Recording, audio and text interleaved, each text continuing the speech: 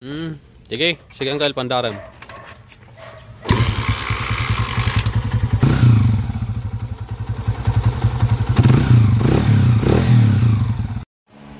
Okay, so shoutout nga muna pala mga kabro kay Bossing Ronesto Codor Padunan from Batak City. Okay, shoutout po Bossing Ronesto Codor Padunan. Maraming salamat po sa inyong suporta Bossing. Yan, God bless you all mga kabro. At shoutout nga din pala kay kabro Rexon Narag. Yan, maraming salamat sa suporta mga Bossing. God bless you all. At dito sa TMX 155 na to mga kabro, yung naririnig yung parang sumisipol is timing gear yan. Timing gear. Number 1 ISO timing gear ng 155. Wow, pusa sound. No naka-neutral.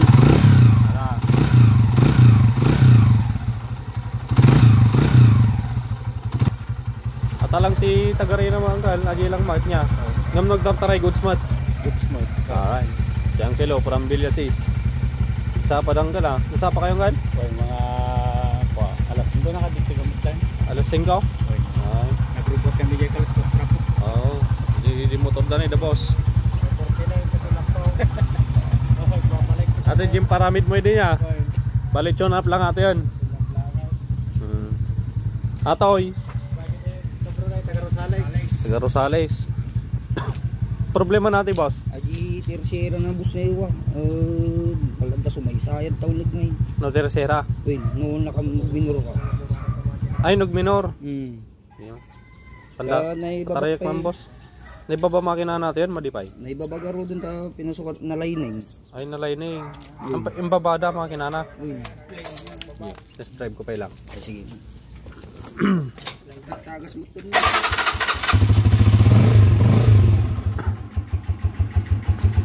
A few moments later. Yan, a few moments later mga kabro, nabaklas na yung isang motor ni Bossing from Rosales na boss. Ayan si Bossing, yung concern niya sa motor niya mga kabro, maugong sa tercera. Tapos kaninang pinatakbo ko, mahalinghing din yung panggilid niya mga kabro. So yung ugong sa tercera, ito yung issue mga kabro, third gear mismo. Ayan. Nasaan na yung third gear niya? Labo, ito. So yung third gear, ito na siya mga kabro. Bungal na ng isa, yung third gear niya, ayan o. Bungal ng isa. Ayan. May bungal yan mga kabro.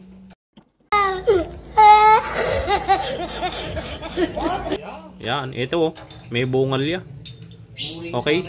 Tapos, yung kapartner niya, ito rin mga kabro, may bungal din na konti, ano. Ayan, may bungal. May bungal yan mga kabro. Ayan, third gear. Papalitan natin ng third gear set. Tapos, palitan natin ng clutch housing dahil yung clutch housing niya, ito yung issue, yung halinghing, yung meow-meow kapag umarangkada ka. Okay, yung gear mga kabro, may mga tama na, may mga rib-rib na, or may mga brungol na mga kabro, kumbaga. Yan o. Yung sidings niya, may tama na, yung mga gear. Okay, so papalitan natin ng clutch housing assembly with gear. Tapos, drive gear. Alright, so ang kakabit natin dito, kung wala tayong mahanap na Skygo, takasago na lang. Ito, for sure, Skygo ang bibili natin dahil wala namang takasago brand ng ganito. So yung dito, kung may takasago or Skygo, depende doon. Okay naman yung mga yon. Okay? Dito naman, loose compression issue, motor ni pare. Tapos, dito sa isang motor ni Bossing from Villasis, maghanap muna tayo ng timing gear na original. Kung wala tayong timing gear na original mahanap, no choice, back to pag brand tayo mga kabro. Naubusan na kasi ng Motorstar na timing gear. Alright, salamat mga Bossing. Update ko kayo mamaya dito mga kabro. A few moments later. Okay, ito na yung motor ng Uncle na maingay kanina, yung timing gear. So wala tayong mahanap na original na timing gear. Wala din tayong stock na Motorstar, nagkaubusan mga kabro. Wala na ring tinda yung supplier natin. Nag-order muna tayo kay Boss Gabriel Santos. Ayan, nag-order muna tayo ng 5 pieces para may pangsangga-sangga tayo pag may magpapagawa. So ang ginamit natin dito, sabi ng Uncle, pagtiyagaan muna daw. So ang ginamit natin dito, tiyagaan muna natin yung pag. Okay? Yan. Pag muna mga kabro yung ginamit natin dito na timing gear. Kaya pagtiyagaan muna ng Uncle. Basta umabot daw ng 1 taon sa susunod, original daw ang bibilin niya. Alright. So ayan o, walang kalog, walang uga pa ganon, wala ding uga pa ganon. Okay? So far, hopefully sana hindi maingay itong pag na to. Okay? Manalangin ka na, Uncle. Patapos na rin mga kabro yung Pinoy 125. Okay? Yung issue niya is nabungal yung third gear. Okay?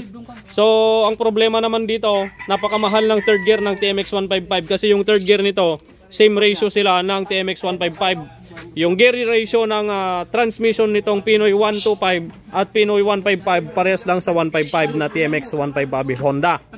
Okay? So ngayon, aray ko sabi ni Brother Lito. Naiipit yata yung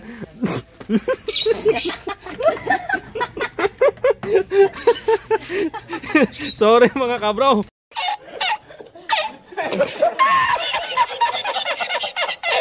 So, nauddukan ako doon ng konti. Okay, so ang ginawa natin dito, naghanap tayo ng 5-speed transmission. So, yun ang kinabit natin. Convert na natin sa 5-speed transmission. So, mas mura yung 5-speed transmission kaysa yung brand new na original na third gear ng TMX 155. Kasi yung third gear ng TMX 155 nagkakalagaan ng 4,000 mahigit. Brand new, original. Okay, so yun ang ginamit natin dito, 5-speed transmission. Bumili tayo doon sa Chapchapan. Mas makakamura si bossing ng kaunti. Alright. Ayan, motor ni boss. At itong binabaklas ni Pare Jeric, bagong overhaul kahapon. Ayan, parang tunog kuliglig, iparinig ko sa inyo.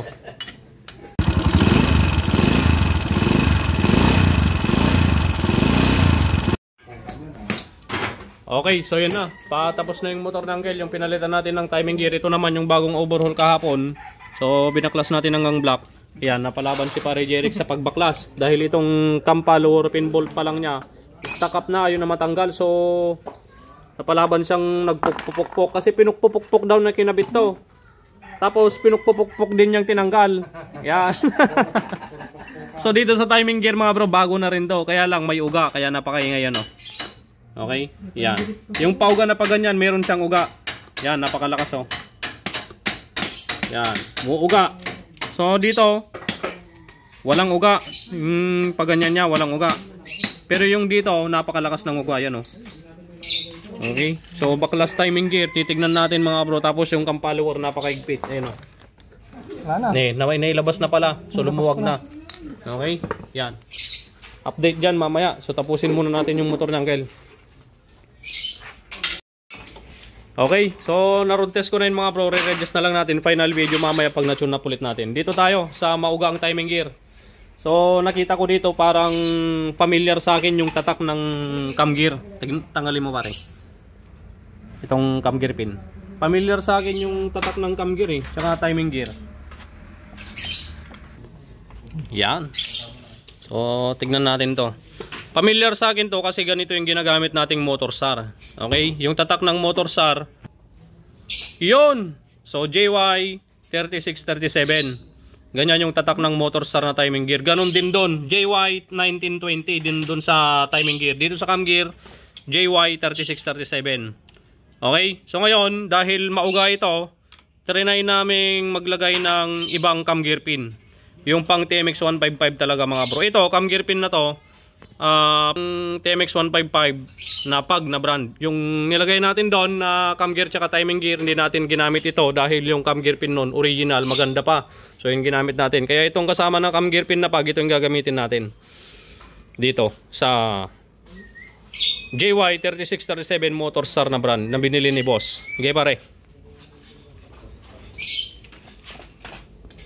Yan, habang sinisirig-sirig muna ni pare ko, shoutout muna kila Uncle.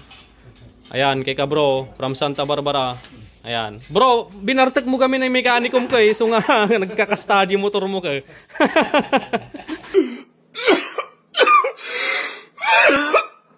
Ayan.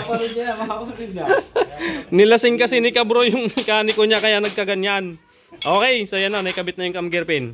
Sige pare. So itulak ko tong cam gear pin. Tapos uugain ni pare ko yung cam gear. Yan, uugain niya. Yon. Ano? Walang uga. Okay, so ang problema lang dyan, maganda yung timing gear, kaya lang yung cam gear pin ang nagka-problema. Okay? So ngayon okay na yan. At pare, tapos palitan mo yung ito. Nasira na yung thread nito. Nasira na? Sira. Alright. Ito. Maghanap na tayo ng ganito, cam gear pin ay cam follower pin. Tsaka ito, nasira na yung thread nito mga bro, kaya napakahirap tanggalin kanina. Oh, diskarte muna ng piyesa si pare ko. Ano pare? Sige. Ito palamigin lang natin para matapos na. Yan, so tapos na rin yung Motopost 125 na kinonvert natin sa 5-speed transmission mga kabro. So tetest drive ko na to para mapakiramdaman ko kung kamusta naman yung transmission na nabili natin at naikabit ni Brother Lito. Okay, mag video ka Kwan, wag na pala. Okay, so pinatakbo ko na mga kabro, pinakiramdaman ko na yung first, second, third, fourth, fifth. Natakbo niya yung gear na mga kabro na kinabit natin. So smooth naman, all goods. Yan. At syempre nawala na rin yung meow niya kasi nagpalit na rin ng clutch housing tsaka drive gear. Alright. Ayan, quality. So, Nice. solve na solve ang problem ng motor ni Bossing na Pinoy 125 convert to 5-speed transmission. Alright, balik na tayo sa ating laboratorio. Tune up. Okay. The moment of truth. Mga kabro, pandarin na natin yung timing gear issue na may pusa-pusa kanina. So bago natin pandarin, pakinggan nyo yung andar niya kanina muna. Ayan, before and after.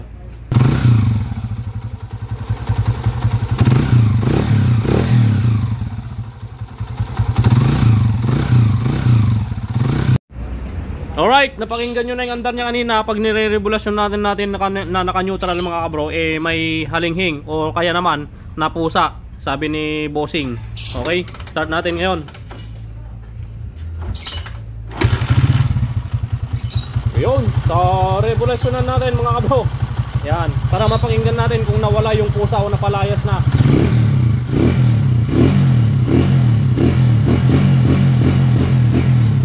Ayos. Oh my God! Wow! Napalayas yung pusa, Uncle. Wala na yung pusa, yung meow na wala mga kabro. So goods na to. Alright. Pare Jeric, malapit na rin matapos mga kabro. Ayan, so update mamaya sa andar naman nito kung nagbago. Ayan o mga kabro, so natapos na natin tong TMX 155 na angle timing gear issue. Yun naman yung malagitik kanina. So okay na yung andar yan o. Road test na lang o. Okay pare. Kasya. Palitan natin yung monobela. Masyadong mahaba. Okay. Okay na. Mahaba pa talaga pare yung monobela. Palitan natin ng mas maiksi. Nako, ayaw tumakbo. Ay, hindi pala nakakambyo. Sige.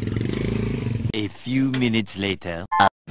Ayan, so uwi na yung mga customer natin from Pangasinan, from Rosales, 5-speed conversion, Pinoy. Ayan, timing gear issue from Villasis, Uncle. Ingat, Uncle. Yung Bossing from Villasis. Ingat, boss. Salamat. Ayan. Alright. Nice na alright. Brother Lito Velasco. Cabra.